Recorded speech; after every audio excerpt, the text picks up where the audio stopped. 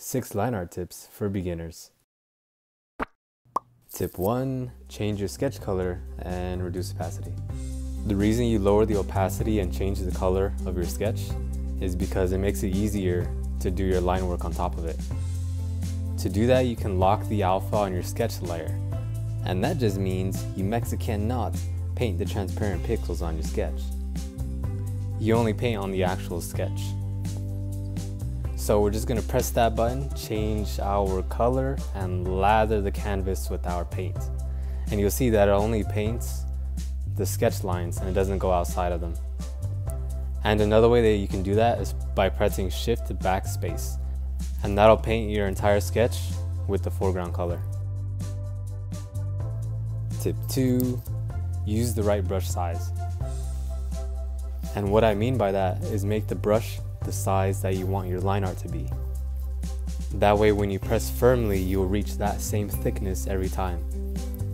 If you make your brush bigger than the size that you want your line art, you're going to be trying to get that same thickness every time you're drawing your lines. And that's just adding another dimension of difficulty to your line art. So congratulations, your art problems are now cubular. Tip 3.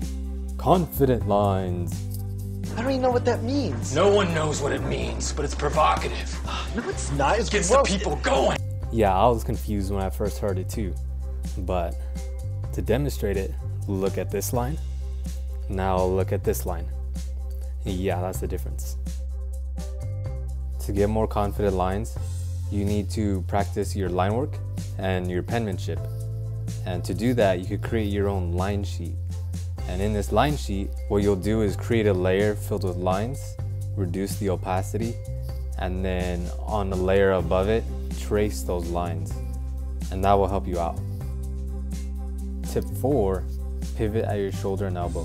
When I'm drawing, I tend to use my wrist. So that just means that I'm making small movements with my wrist to make my marks. That makes doing line art a little bit more difficult because your wrist has a smaller range of motion, and so you can't get those really long, smooth strokes with your wrist. So instead, you want to move with your elbow or your shoulder, and you'll be keeping your wrist straight and just rotate your elbow to get those longer fluid lines. Tip 5. Transform the canvas. Everyone has that one stroke where they're absolutely amazing at it, but they suck at everything else. So you want to transform the canvas, whether it's rotate or flip it, so that you can try to use that line that you can also masterfully draw. And tip 6. Overdraw your lines. When you overdraw your lines, it looks a whole lot more organic. It might look dirty, but you can just erase away the overshot lines afterwards.